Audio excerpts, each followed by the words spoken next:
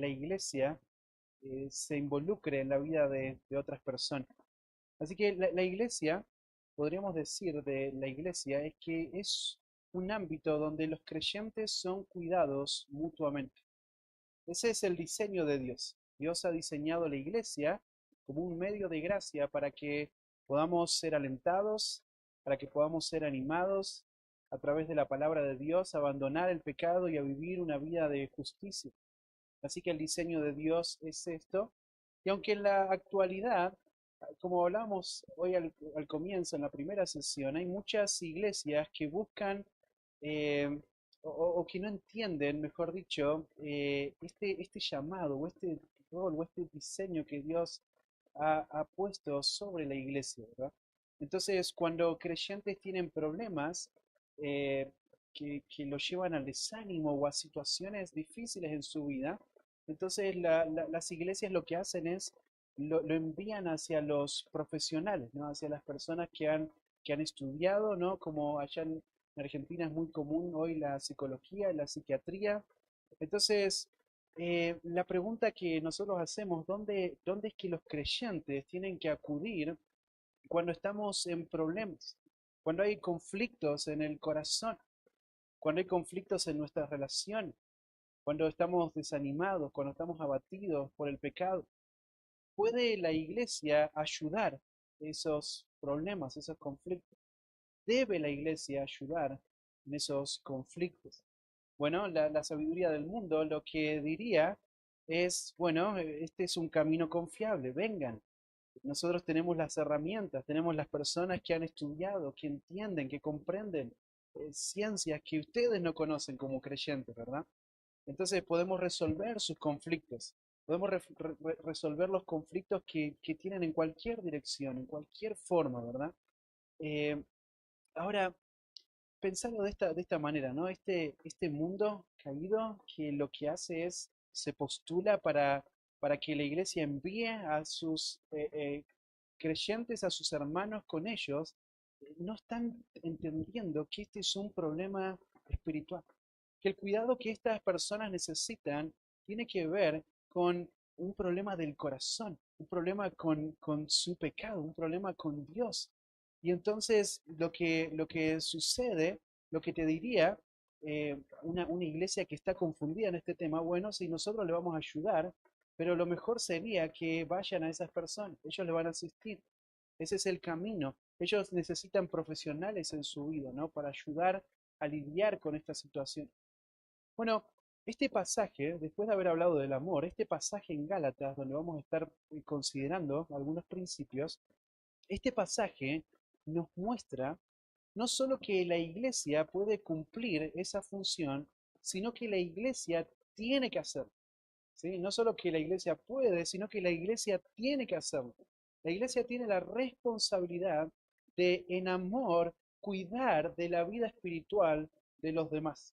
Así que ustedes pueden acompañarme a Gálatas, capítulos 6, ahí es donde vamos a estar considerando nosotros estos principios, ¿verdad?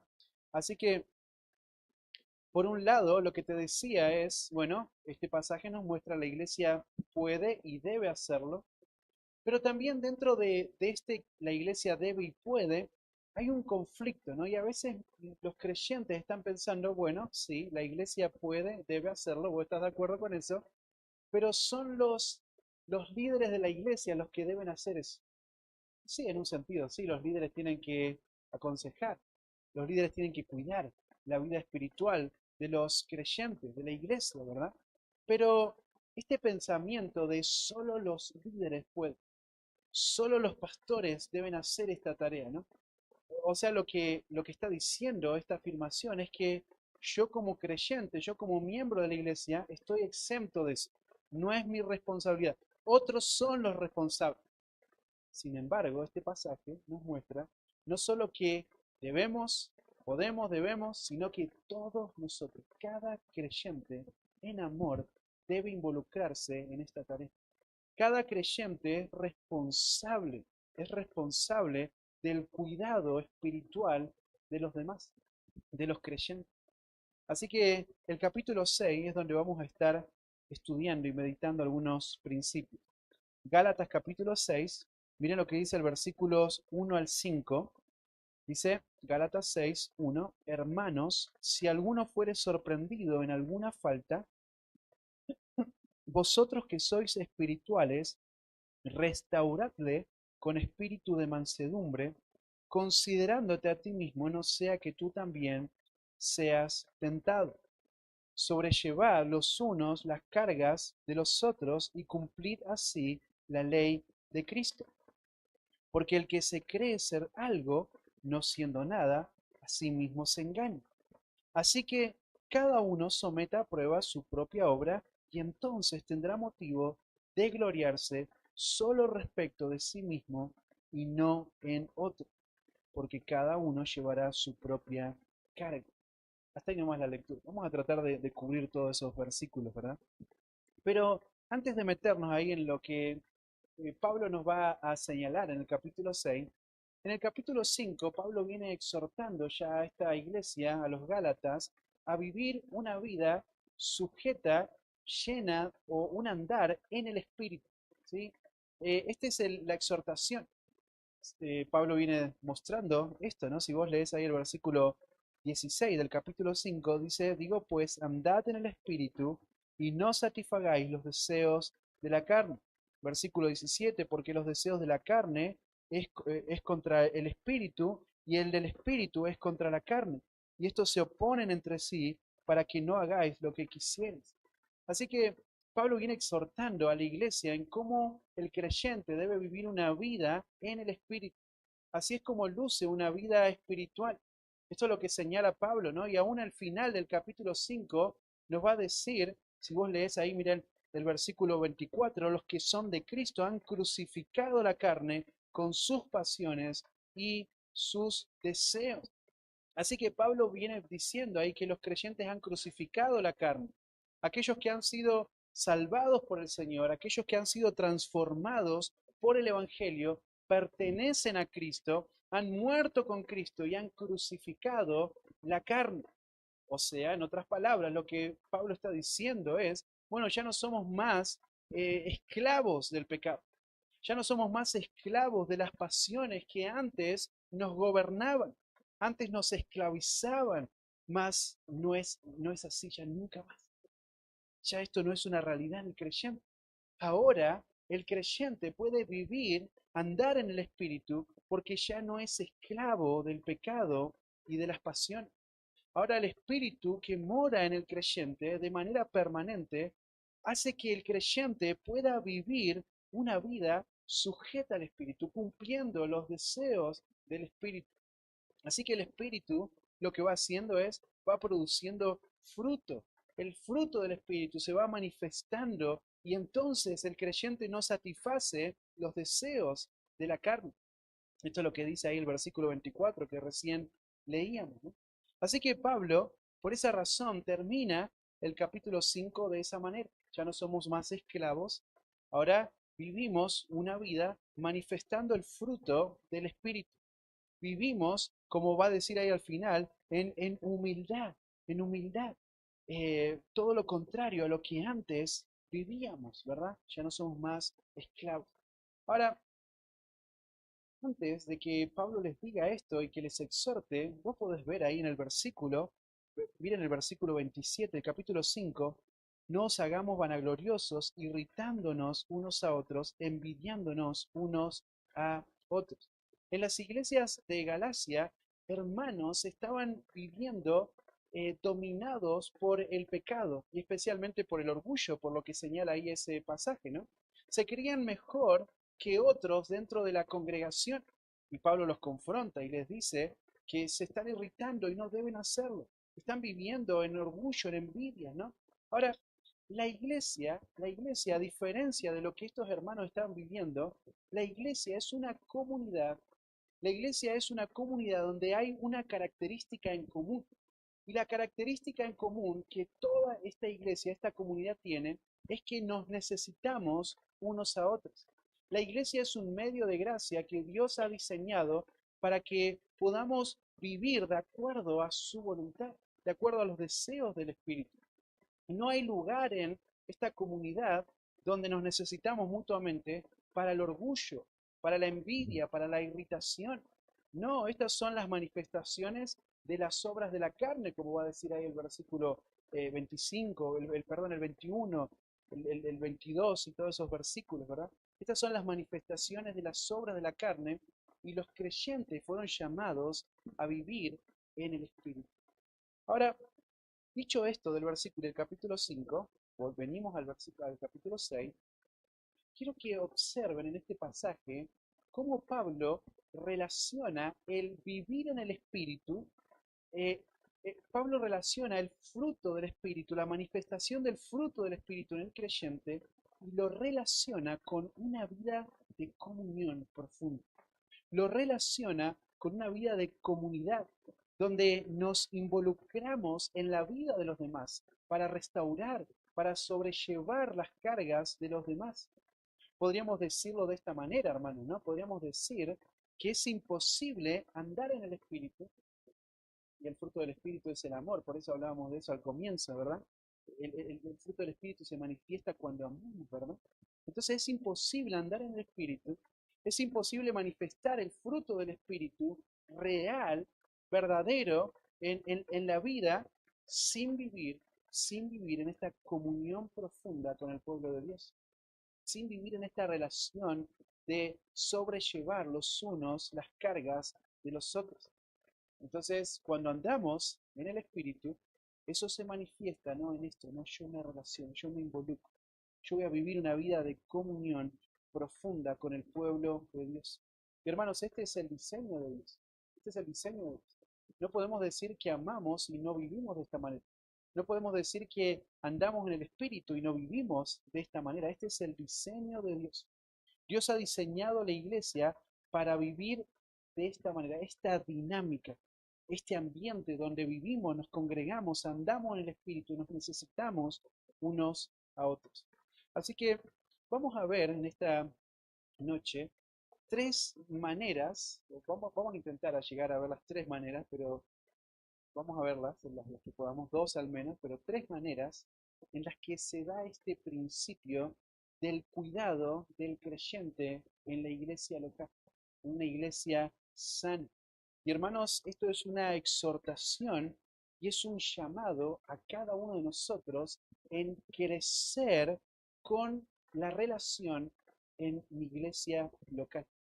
Así que miren lo que dice Pablo, ¿sí? Vamos a leer, ya lo leímos, perdón, pero en primer lugar, ahí en el versículo 1, vamos a ver cómo eh, el principio o la manera en la que debemos relacionarnos o cuidar a otros es esto. Miren, en primer lugar, restaura al hermano con mansedumbre. Restaura al hermano con mansedumbre. Y ahí dice el versículo, hermanos, si alguno fuere sorprendido en alguna falta, vosotros que sois espirituales, restauradle con espíritu de mansedumbre, considerándote a ti mismo, no sea que tú también seas tentado. Así que miren, el primer principio es este, ¿no? Restaura al hermano con mansedumbre. Y empieza ahí el versículo, como lo leíamos recién, hermanos. Así que esta es la iglesia, estos son los creyentes, esta es la familia de la fe, los hermanos. Hermanos, si alguno fuere sorprendido en alguna falta. Miren, hay algo interesante en esa palabrita ahí, ¿no? Fuere sorprendido, porque la idea acá de sorprender es la idea de descubrir. O sea, es decir, cuando alguien es atrapado, una persona que es descubierta por un hermano en algún pecado, en alguna falta, ¿verdad? Es una persona que es sorprendida por alguien, o tal vez también podría ser que es una persona que es sorprendida por el pecado. El pecado le atrapó de repente, ¿verdad? Y es vencido por el pecado. Así que acá hay una persona que fue sorprendida. Acá hay un hermano dentro de la congregación que fue sorprendido en pecado y cayó en alguna falta. Así que dice, si alguno fuere sorprendido en alguna falta. Mire, la palabra falta es la palabra para transgredir la ley. Es la palabra para pecado, ¿verdad? Esta palabra aparece en otros pasajes en la Escritura, pero tiene que ver con términos distintos, pero el mismo punto, ¿no? Una falta, es una ofensa, es un delito. Vos podés leer esta palabra en Efesios capítulo 1, versículo 7. Podés leerla en 2 Corintios 5:19 o en Romanos 5:20. Mismo término, falta, es una ofensa, es un delito. Así que Pablo hace referencia en este capítulo 6, versículo 1, de un hermano que es sorprendido por algún pecado, alguna falta. Él transgredió la ley de Dios. Ahora, en Primera de Corintios, capítulo 5, sé que acá en la iglesia en IBM Querétaro están estudiando el capítulo 5, nos muestra este capítulo las características del pecado que debe ser tratado y juzgado por la iglesia. Es un pecado que es conocido, es un pecado que está a la vista de todos, es un pecado continuo que frente al llamado de la iglesia al arrepentimiento, la persona no se arrepiente. Entonces, así que ahí tenés el ejemplo de un hermano que fue sorprendido en alguna falta. Y mire lo que dice ahí el pasaje, ¿no? Si alguno fuere sorprendido en alguna falta, versículo 1 dice, vosotros que sois espirituales. Miren, este es un llamado a la iglesia de Gálatas, a los creyentes. Este es un llamado, la iglesia es llamada por Dios para confrontar el pecado. La iglesia es llamada por Dios para involucrarse en la vida de este hermano. Lo que hablábamos hoy al comienzo, ¿no? El amor, esta es una muestra de amor. Cuando vos confrontás, cuando vos te involucrás en la vida de la persona, es porque vos estás amando. Así que de vuelta, este no es una responsabilidad de algunas personas dentro de la iglesia, sino que esta es la responsabilidad de todos los creyentes. Sin duda, los ancianos, los pastores, van a tener un lugar dentro de esto, ¿no? Ellos van a guiar la iglesia, ellos van a velar por esto y ellos van a tratar muchas de estas situaciones. Pero el llamado es a la iglesia, a los creyentes, a aquellos que son espirituales. Así que la iglesia, de nuevo, la iglesia es llamada a restaurar a ese hermano que ha cometido pecado, que ha sido sorprendido por el pecado.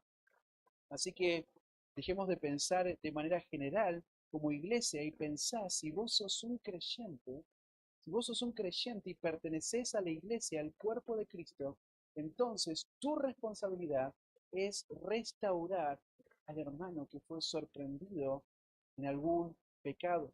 Cada miembro de la iglesia, cada creyente debe velar por la santidad de la iglesia. Cada creyente en amor debe velar por la congregación. Y miren lo que dice ahí el pasaje. Dice, vosotros que sois espirituales. Miren, si nosotros miramos el contexto, en el capítulo 5, los espirituales son los creyentes que tienen el espíritu, pero no solo los que tienen el espíritu, sino que son los que andan en el espíritu. Son aquellos que manifiestan el fruto del espíritu. Estos hermanos son los que tienen que restaurar al que fue sorprendido en pecado. Son los hermanos que aman y que viven de acuerdo a los deseos del espíritu que encontramos en la palabra de Dios. Viven una vida de obediencia, una vida de santidad. Así que estos creyentes espirituales, los que andan en el espíritu, los que están llenos del espíritu y manifiestan el fruto del espíritu, son ellos los que tienen la responsabilidad sobre los débiles, sobre aquellos que fueron sorprendidos en pecado.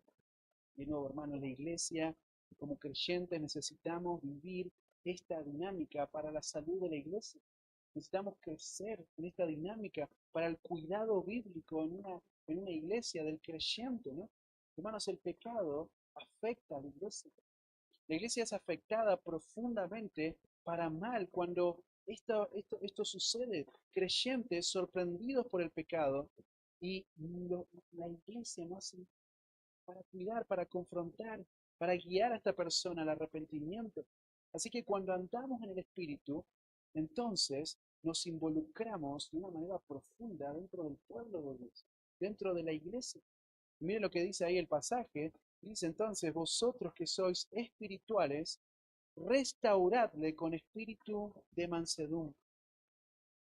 Si ustedes recuerdan ahí en Mateo capítulo 18, versículos 15 al 17, cuando Jesús habla acerca de la disciplina en la iglesia, ese es el objetivo de la disciplina, ¿no?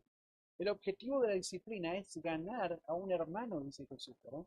Este es el objetivo, este es el propósito, ganar, o lo que dice acá, ¿no? Restaurar. El objetivo de la iglesia La responsabilidad de la iglesia no es destruir a la persona, sino que es ganarlo, es restaurarlo. Segunda de Tesalonicenses, capítulo 3, versículo 15, 14 y 15 nos muestra ahí ese pasaje, cómo debemos amonestar, confrontar para que la persona se arrepienta. Ahora, si la persona no se arrepiente, ese es otro tema, ¿verdad? Y no es nuestro pasaje ahora. El principio que vamos a ver nosotros es que los espirituales se involucran en la vida de la iglesia. Los creyentes se involucran en la vida de aquellos que han sido sorprendidos por el pecado con el fin de restaurar. Miren esa palabrita, y restaurarlo. Esto es un imperativo, esto es una orden. Y tiene que ver esta orden que Pablo da a los creyentes que andan en el Espíritu y tiene que ver con poner en orden. Tiene que ver con algo que estaba mal y ahora regresa a lo que es correcto. La palabra ahí tiene que ver con remendar, tiene que ver con remendar. Esta misma palabra que aparece en Mateo capítulo 4, versículo 21, cuando las redes de los discípulos se había roto, se había destruido y ellos tenían que remendar, poner bien lo que estaba mal. O sea, en otras palabras, hay que arreglar esto. Fue sorprendido en algún pecado, hay que ajustar, hay que remendar, hay que restaurar. Así que, hermanos, restaurar a un hermano requiere mostrar el error. Hay algo que está mal. Hay algo que no está de acuerdo con la palabra de Dios, que no está de acuerdo con la sana doctrina. Es el pecado. Es el pecado. Es lo que hablábamos recién, ¿no? Esta falta. Y lo que tiene que hacer este hermano es verlo, es reconocer lo que está viviendo de acuerdo, perdón, en contra de las escrituras. Es llamarlo a que se arrepienta y acompañarlo para que él pueda volver al orden en el cual vivía antes. Restaurar, hermano, tiene que ver con acompañar a alguien en su arrepentimiento. Alguien que reconoce, quien confiesa, quien se arrepienta y abandona su pecado. Así que ahí estamos los hermanos de la iglesia, tenemos la responsabilidad de restaurar, de acompañar a estas personas en el arrepentimiento. Fueron sorprendidos por el pecado. Ahora tenemos que restaurar. Pero miren que dice ahí el versículo, debemos restaurarle con espíritu de mansedumbre. Miren la palabra ahí, espíritu, tiene que ver con la disposición, con la actitud que es producida, si ves en el capítulo 5 cuando habla del fruto del espíritu, con la actitud que es producida por el fruto del Espíritu. ¿Cuál es esa actitud? ¿Cuál es ese fruto? Es la mansedumbre. Esto es lo que produce el Espíritu Santo.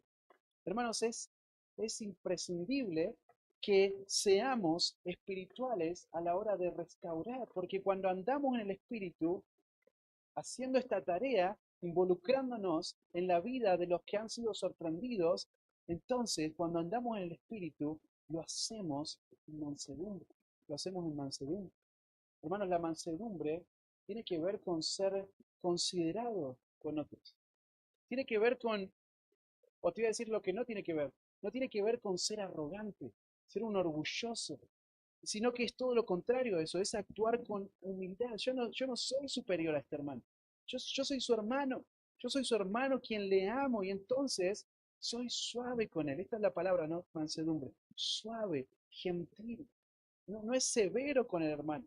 O sea, no significa que no podemos ser severos en diferentes oportunidades, en diferentes ocasiones, cuando el pecado le está llevando a la destrucción y está necio, pero, fíjense, dice un espíritu de mansedumbre, un espíritu de mansedumbre.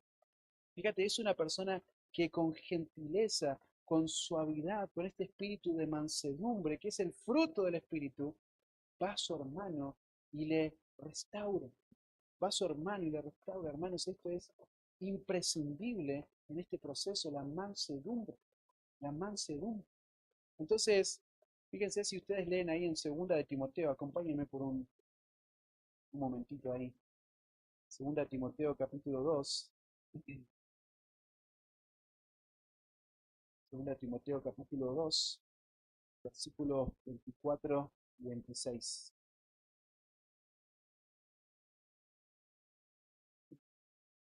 Miren lo que dice ahí el versículo 24, porque el siervo del Señor no debe ser contencioso, sino amable para con todos, apto para enseñar, sufrido.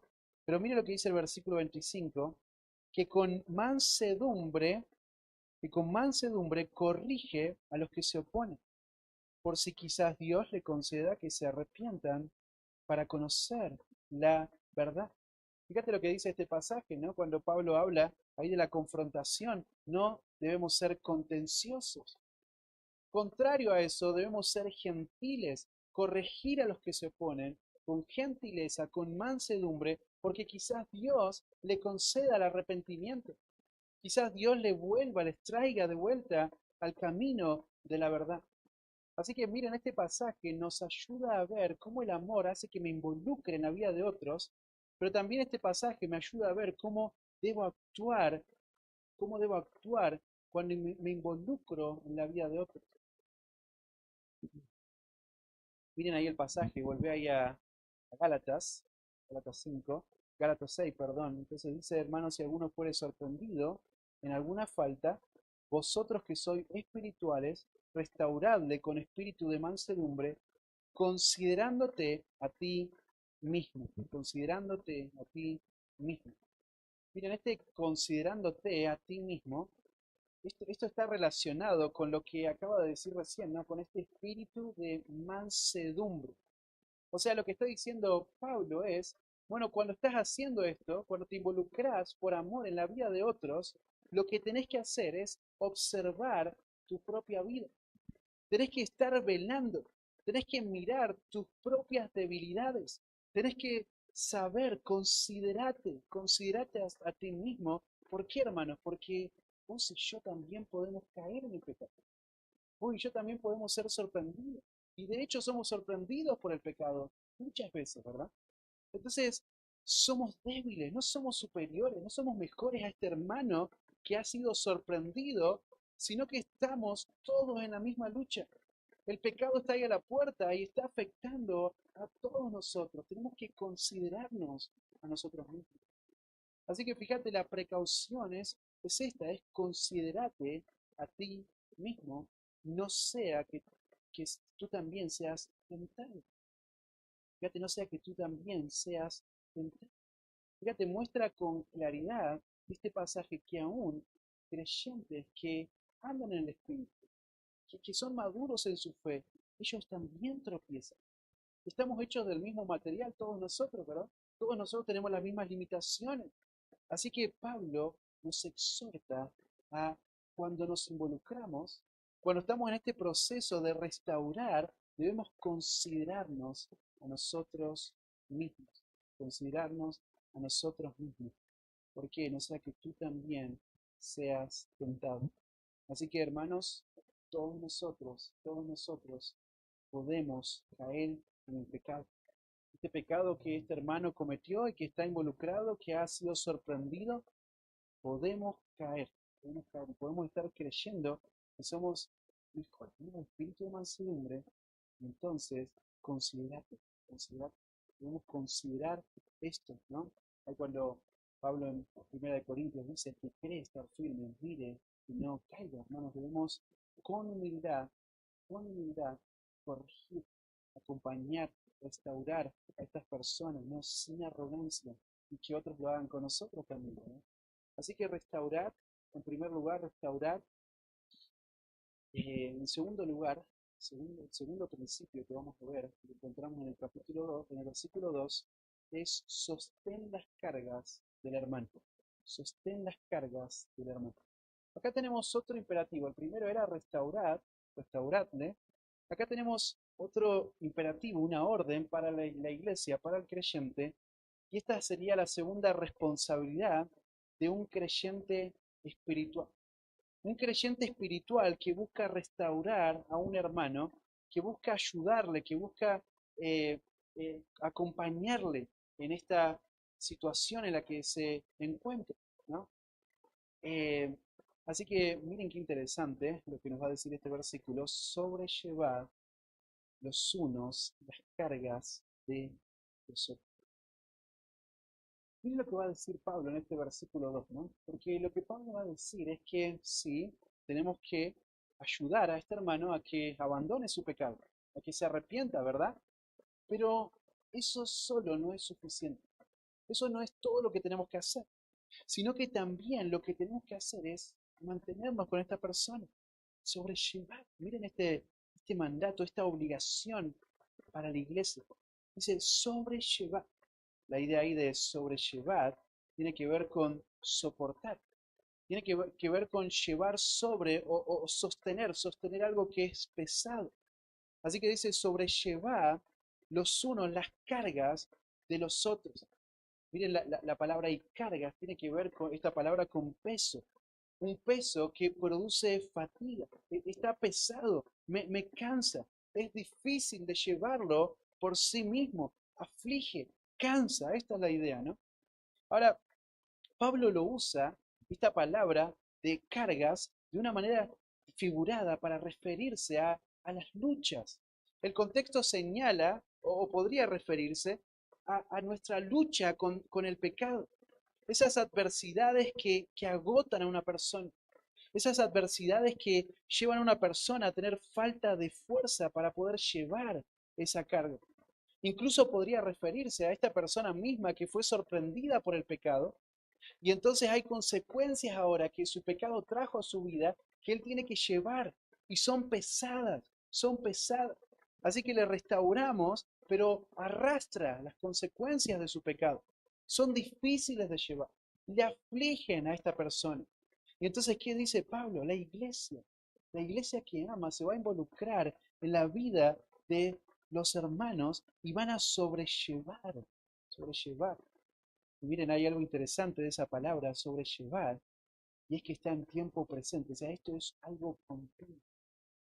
Una iglesia que ama y se involucra en la vida de otros lo va a hacer de manera continua. Continuamente vamos a sobrellevar las cargas de los demás. Así que miren, Pablo, aquí en este sobrellevar las cargas, da la idea, ¿no? De soportar este peso, estas cargas, estas situaciones pesadas, difíciles de levantar.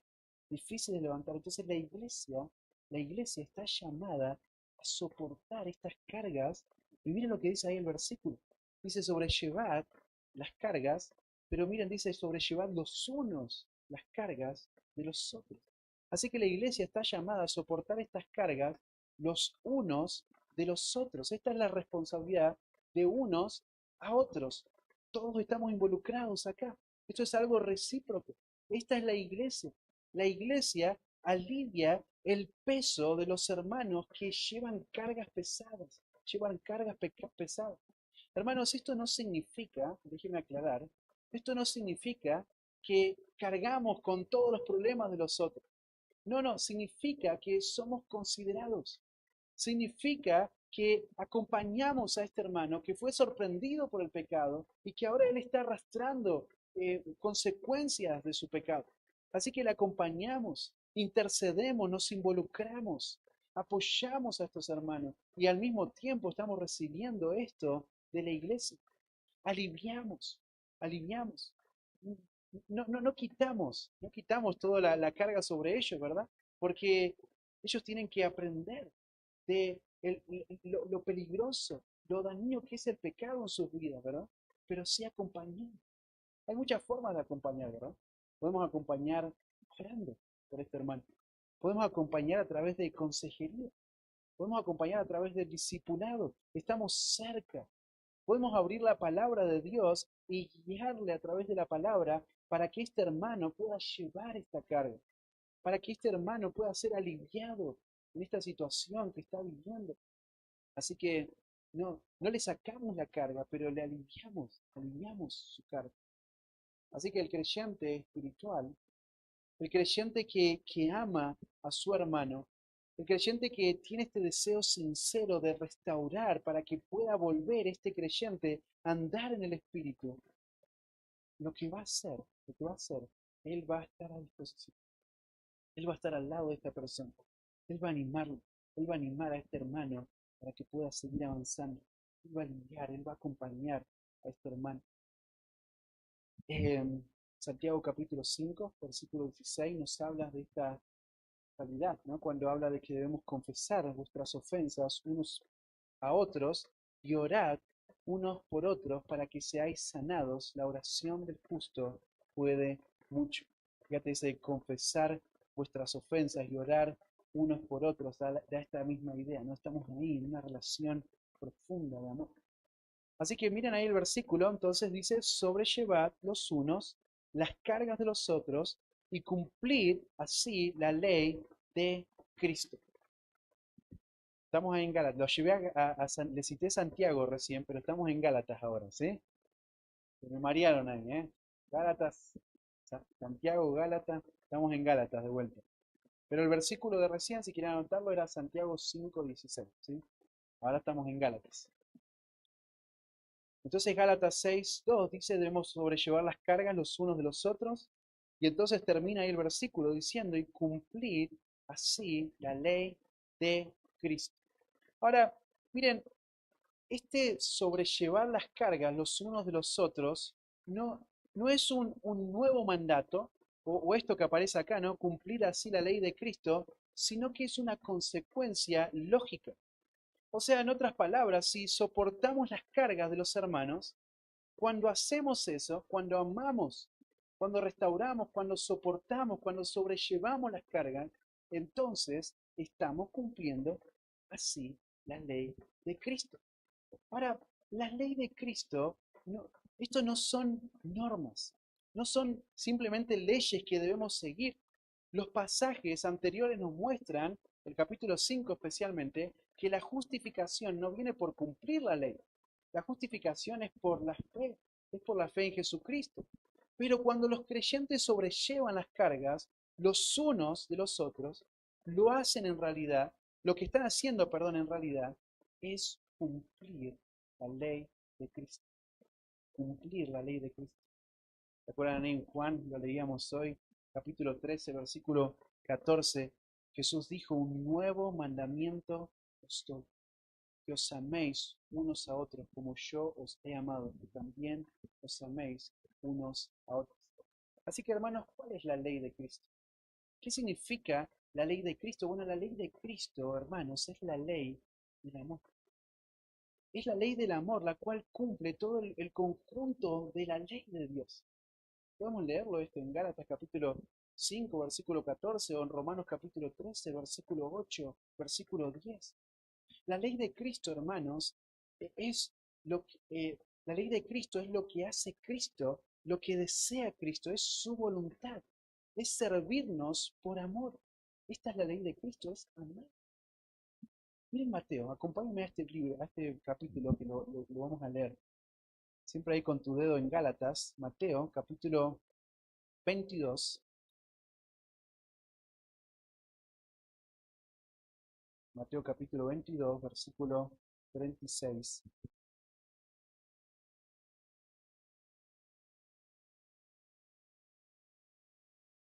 Miren, esta es la esencia de la ley, ¿no? El amor es lo que va a mencionar este pasaje. Mateo capítulo 22, versículo 36. Dice, Maestro, ¿cuál es el gran mandamiento en la ley? Versículo 37. Mateo 22, 37. Jesús le dijo, amarás al Señor tu Dios con todo tu corazón y con toda tu alma y con toda tu mente. Este es el primero y grande mandamiento. Y el segundo es semejante. Amarás a tu prójimo como a ti mismo. De estos dos mandamientos depende toda la ley y los profetas. Ahora sí volví a Gálatas después de haber leído ese pasaje. Hermanos, cuando cumplimos la ley de Cristo, estamos manifestando el amor de Cristo. El amor de Cristo, el amor de Dios, amar al prójimo. Amarse uno al otro, amar al prójimo. Esta es una deuda, lo veíamos hoy, ¿no? Que tenemos en Romanos 8, en Romanos 13, capítulo 8, y debemos cumplir esa deuda, debemos cumplir la ley. No debemos a nadie nada, sino el amaros unos a otros, porque el que ama al prójimo ha cumplido la ley. Así que, en resumen, hermanos, la ley de Cristo es el amor. Es el amor. Esa es la ley de Cristo. Así que si soportamos las cargas, entonces estamos cumpliendo así la ley de Cristo. Cuando por amor nos involucramos en la vida de la iglesia, lo hacemos, que cumplimos la ley de Cristo. El amor, hermanos, es lo que motiva a la iglesia a restaurar, a sobrellevar las cargas de los demás. Involucrarnos en la vida de la iglesia es el amor que motiva a eso. Miren el versículo 3, porque sigue el pasaje ahí, Gálatas capítulo 6, versículo 3, dice, porque el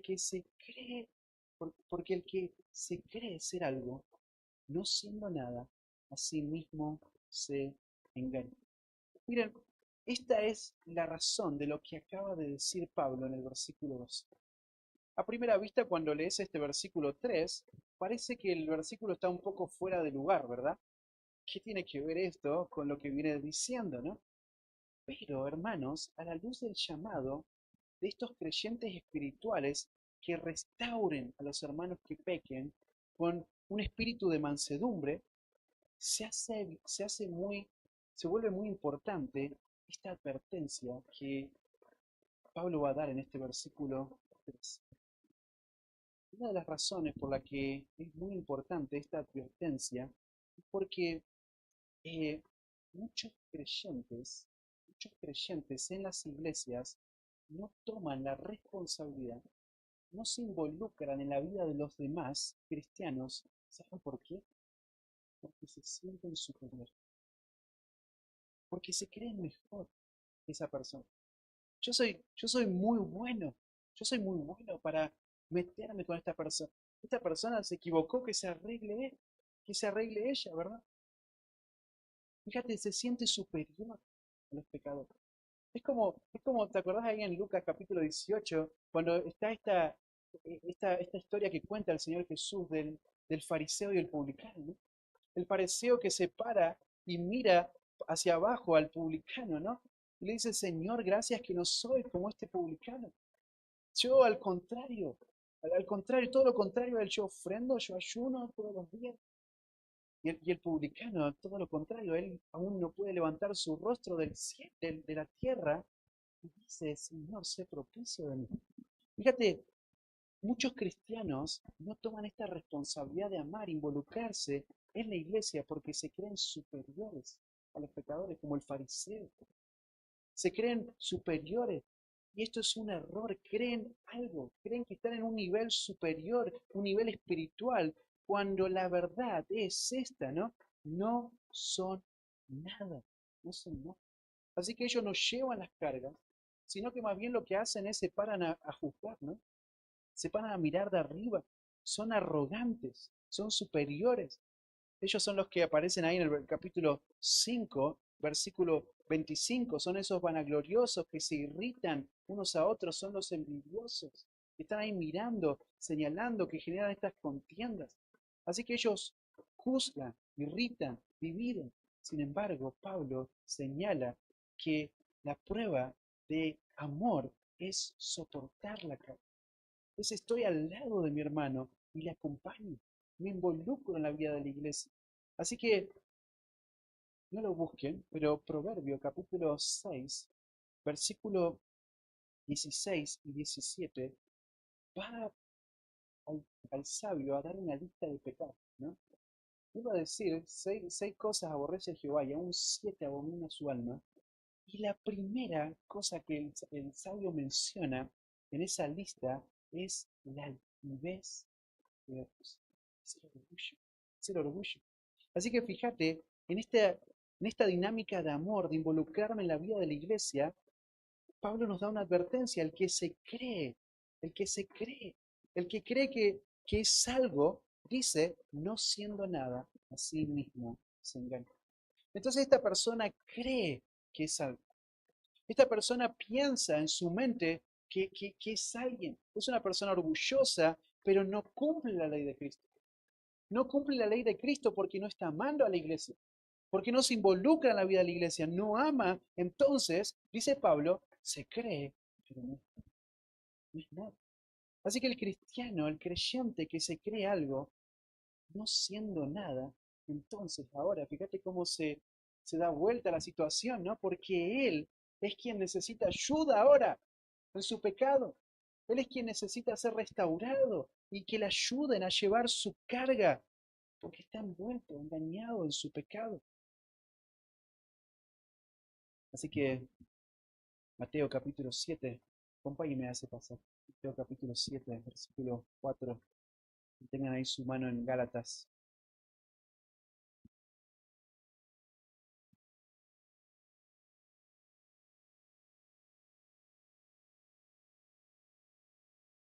Mateo capítulo 7, versículo 4 y 5. Dice, o dirás a tu hermano, déjame sacar de tu ojo, que aquí la viga en el ojo tuyo.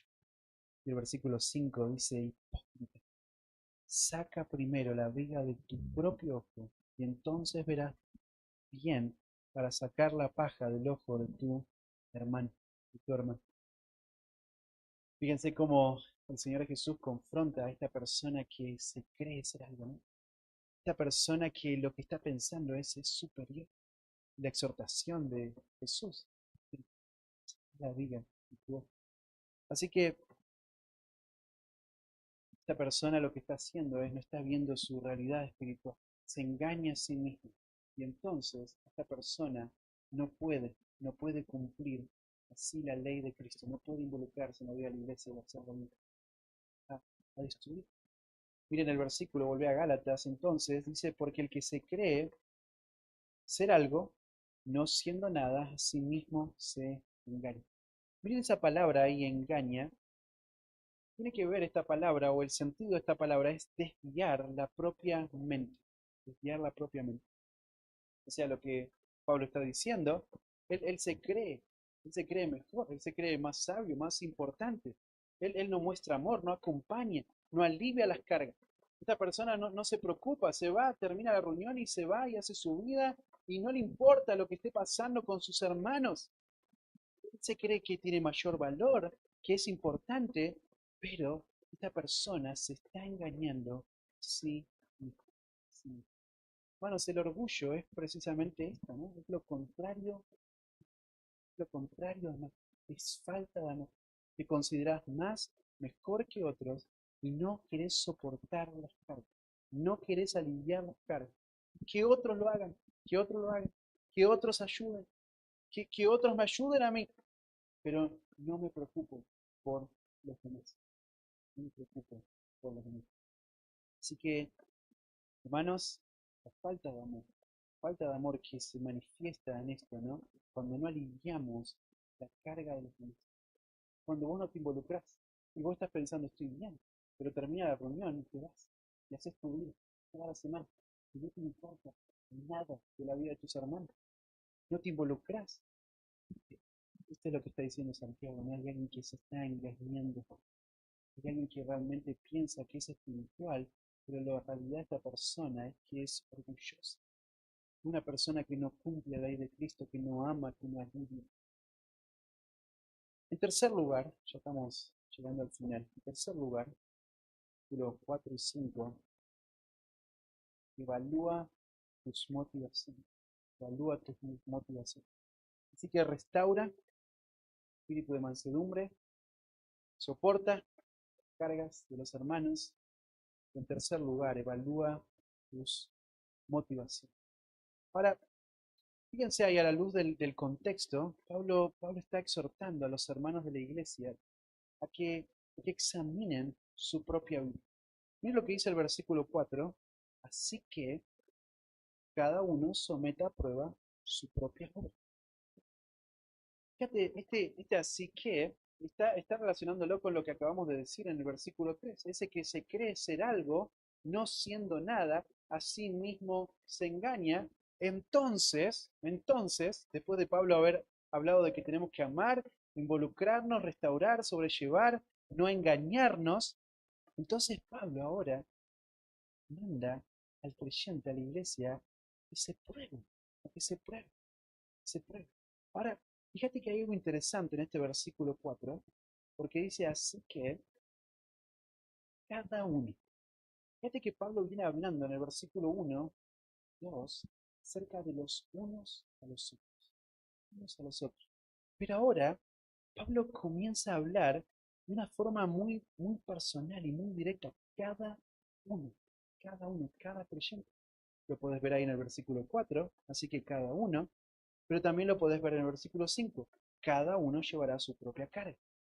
Fíjate este cada uno. Pablo empieza a hablar, cada creyente, cada uno someta a prueba su propia vida. Acá hay otro imperativo, hermano. ¿Sí? El primero era restaurar, el segundo era sobrellevar. Otro imperativo. Someta a prueba. La idea acá de someter es la idea de examinar, probar, evaluar su propia obra. Esta es la idea, ¿no? La idea acá no es comparar con otros tu obra, sino que cada uno debe evaluar su propia obra. En otras palabras, cada uno debe evaluar su propio corazón, sus motivaciones. Si estás sobrellevando las cargas, lo estás haciendo con amor o no. O si te estás engañando a ti mismo. Esta es la idea, ¿no? Así que fíjate la responsabilidad, el mandato para el creyente consiste en esto, ¿no? Examinate a ti mismo, con la idea de ver si aprobás o no. Esta es la idea, ¿no? Fíjate, porque lo dice ahí el versículo, cada uno someta a prueba su propia obra, y entonces, una vez que te hayas examinado, una vez que te evaluaste a ti mismo, entonces tendrás motivo de gloriarte solo respecto de sí mismo. Fíjate, entonces tendrá motivo de gloriarse solo respecto de sí mismo.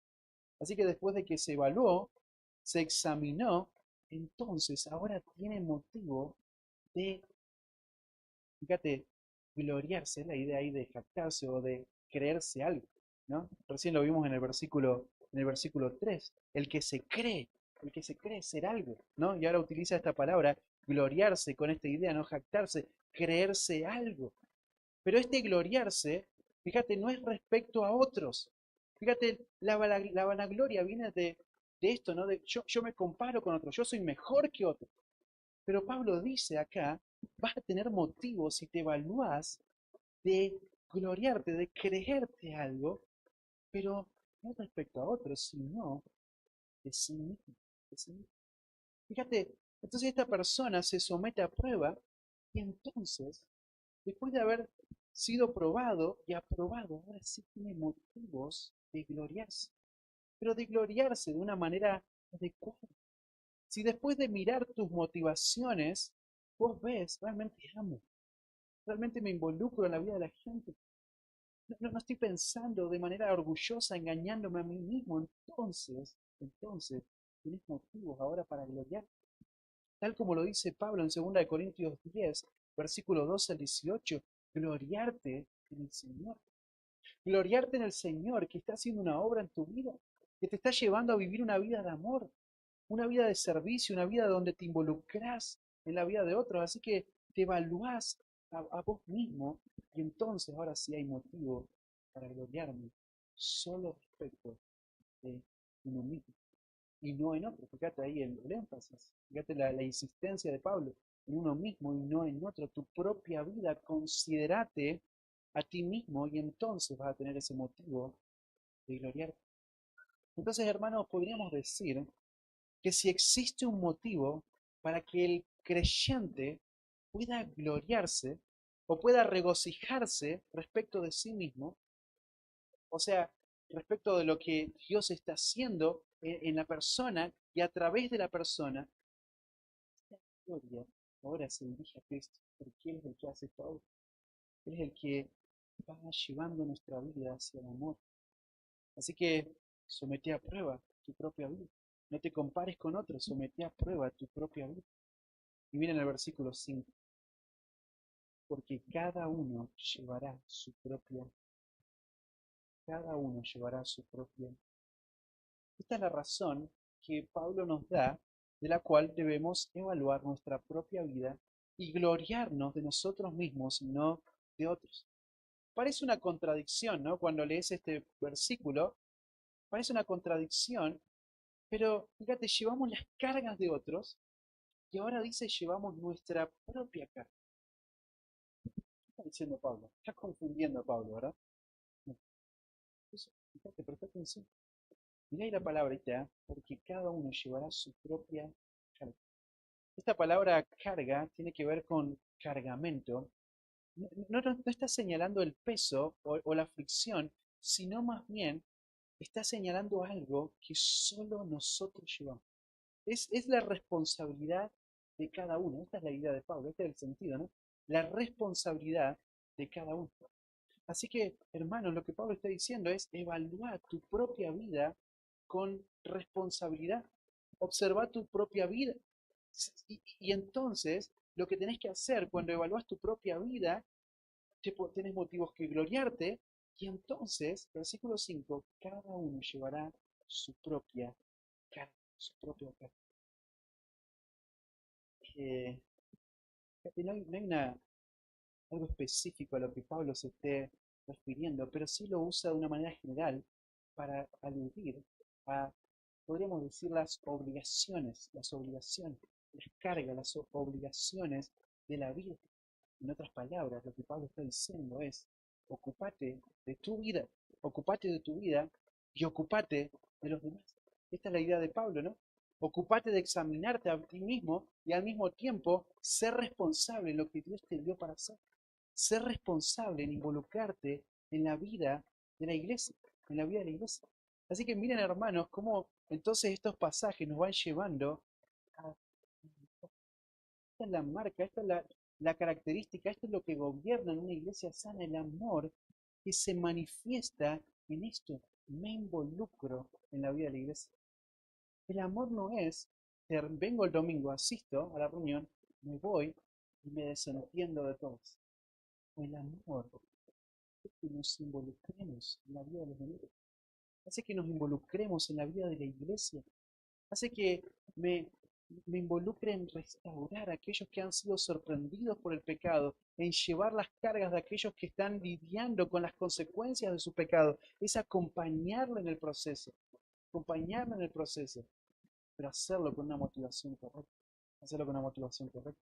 Así que mi pregunta para que evaluemos en nosotros nuestra propia vida en esta noche, hermanos, estamos viviendo una vida del Espíritu. Estamos viviendo una vida del Espíritu. Son las manifestaciones de nuestra vida, son nuestras acciones, o mejor dicho, manifiestan nuestras acciones el fruto del Espíritu que tiene que ver con amor, tiene que ver con amor. Pensemos directamente en este pasaje que hemos estudiado en esta noche. ¿Estás en amor involucrándote en la vida de los demás? ¿Estás en amor restaurando a aquel que fue sorprendido en pecado?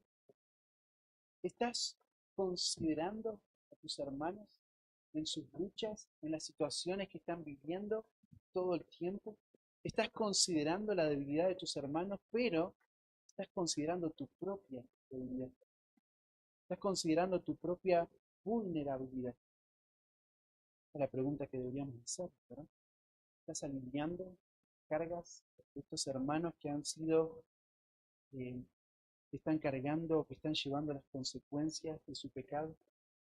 ¿Es el amor lo que motiva todo esto en tu vida? ¿Estás haciendo a tu propio orgullo? Hermanos, Dios nos llama a vivir una vida de amor. Hermanos, Dios nos llama a involucrarnos en la vida de los demás. Dios nos llama a vivir una vida donde relaciones profundas se van dando en la comunión de la iglesia y se manifiestan en esto, ¿no? En detectar el pecado, en tratar el pecado, en ayudar a mi hermano a que abandone su pecado. Tenemos que hacerlo. Si Dios lo permite, el día de mañana, por la mañana, vamos a estar considerando la palabra de Dios como el instrumento que Dios utiliza para que esto pueda darse en la vida de la iglesia. Así que mañana vamos a estar considerando dos temas relacionados a eso, si el Señor lo permite. Vamos a orar para cerrar en esta noche.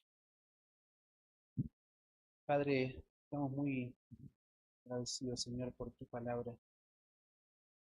Señor, tu palabra que nos llama una vez más, Señor, a vivir una vida de amor, amor incondicional, un amor que significa el bien de otros.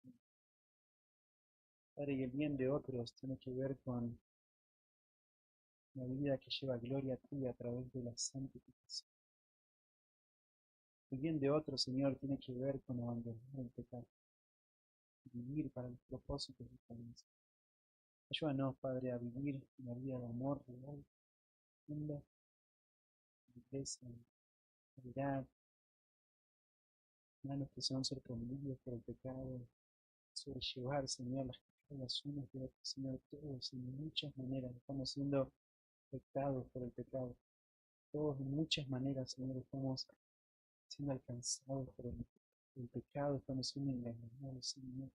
Necesitamos, necesitamos, Señor, cada uno de nosotros vivir de esta manera, vivir en amor, involucrarnos, Señor, para que la iglesia pueda ser edificada, para que la iglesia, Señor, pueda ser santificada, la iglesia pueda madurar, ser cada día más parecida a Cristo. Ayúdanos, Señor, a vivir en amor. Ayúdanos, Señor, a involucrarnos de una manera profunda en la vida de la iglesia. Padre, que cada hermano que está escuchando tu palabra, Señor, pueda realmente abrazar estos principios, Señor, y vivirlos, Señor, que obran en su propia vida, en sus propias congregaciones, Señor, que todo esto sea para tu gloria, Señor, y para la edificación de tu iglesia. Padre, bendice a mis hermanos, guárdales también en el regreso a sus hogares. Oramos en nombre de Cristo Jesús.